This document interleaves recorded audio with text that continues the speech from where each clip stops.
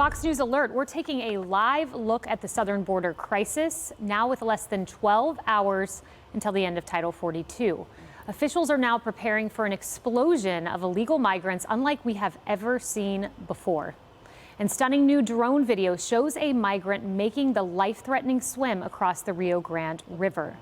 This migrant, just one of many who have taken that all-or-nothing swim in an attempt to illegally enter the United States. There you see him, Harris. We often see these journeys. We know Border Patrol put their lives at risk, saving individuals. This is treacherous, and many lose their lives doing it. Yeah, and they were giving people flotation devices on the Mexican side. And that doesn't mean it's like an official one, but something to float. I'm thinking he must have something underneath him because that current, you can see it. You know what I just noticed? Look at the bottom of our screen right. So DHS Secretary Mayorkas is going to join the press briefing today, and so we squeezed him into the picture with Karine Jean-Pierre. So that'll be interesting. Yeah, sure to get not a lot of answers like yesterday. All right, well, on to this. In a bombshell news conference yesterday, top Republicans laid out evidence that the Biden family and their business associates used a web of complicated and suspicious networks to enrich themselves. It was to the tune of $10 million. It's a pretty big deal. Anyone would think so. 20 LLCs, big story. But the legacy media, they ignored it all. Not one of 3 network evening newscasts covered the news conference or the allegations in any way. 0 minutes. Clearly, the press is simply uninterested.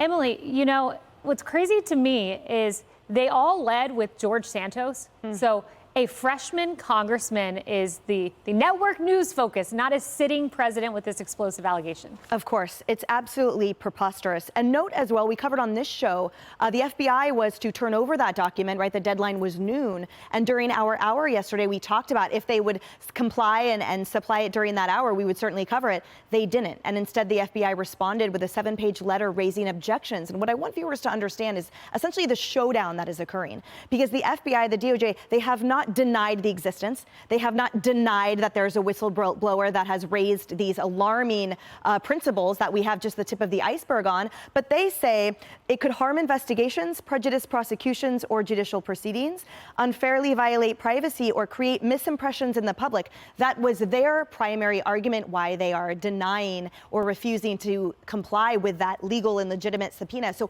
look for that showdown to come further within the courts because Congress can use litigation to get them to comply. On my true crime podcast, I had Michael Francis. He's the former capo regime of the Colombo crime family. And he said, Emily, I had 18 shell companies, all designed to collect illegal money and launder it into foreign banks and other bank accounts. I had 2 federal racketeering cases, 2 state racketeering cases, and of course, I was a member of a criminal enterprise. I know this system and scheme all too well. He went to prison for it. He said unequivocally, the Biden family is a criminal enterprise. The shell companies are set up to launder money. This is a RICO investigation if I've ever seen one, and I've seen more than one. But to your point, Kaylee, from the left, crickets. Ben, 20 LLCs, 9 Biden family members, what a hell of a business. 2 foreign countries, and the New York Times headline, House Republican report finds no evidence of wrongdoing by President Biden. Where's the investigative journalism? Yeah, if you've got this much money coming in, I'm still trying to figure out, does anyone know what the Biden family did to get millions of dollars? Like, if you had to just say... The grandchildren. Right, like if you said the White House and they answered a question like John Bier, like what was the Biden family business that had tens of millions coming in, billions of loans coming in? Can you at least explain to me what it does? 6 letters, access. Access, exactly. Right, that's it. But this is money laundering because there's not an actual business here. This is what you do when you launder. This is what happens when you have a criminal enterprise. It's not about... Look, the Chinese do this well. Jim Jordan talked about this. I was sitting down with him a couple days ago, and he's like, they do something really well. They give money to family members. Kaylee, it was something that was shocking that was also KT McFarland said. She said it the other night here at Fox.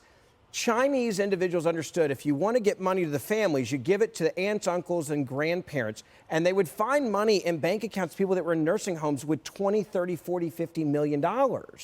And they didn't even know they had the money because this is how you funnel it.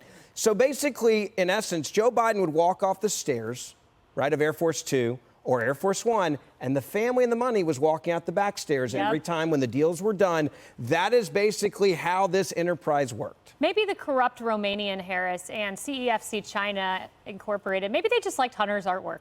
Maybe that's what the $10 million at the child custody hearing with Hunter Biden last week, he was saying that he wasn't making any money off of his artwork. Well, then why not let us see the list of people who bought it? Right? And how much? And how much? Why don't you show proof? I'm certain that judge is going to ask for that kind of proof because he's got to decide how much child custody he's going to owe and whether or not he believes the story that when his father went out to Ireland and he flew on Air Force One with his dad, Joe Biden, the president, that he had to sleep on a cot in the hotel room because he didn't have any money.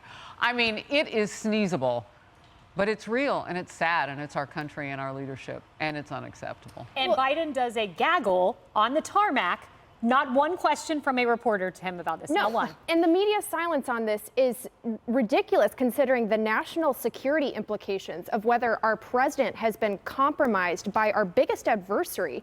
And I was actually looking through the media outlets' Twitter accounts to see if any of them had shared this report, any of this. None. WAPO, none. New York Times, none. Politico, none. MSNBC, none. But you know what they were tweeting about yesterday? George Santos. WAPO had 2 tweets on Santos yesterday. New York Times, 3. MSNBC, 2. ABC, 3. These are their priorities, and it shouldn't be a surprise considering the media has actively worked to suppress this story about Joe Biden's family for the past several years. But it's distressing, it really is, and it's a disservice to the public. They won't touch it because we have an election in about 18 months.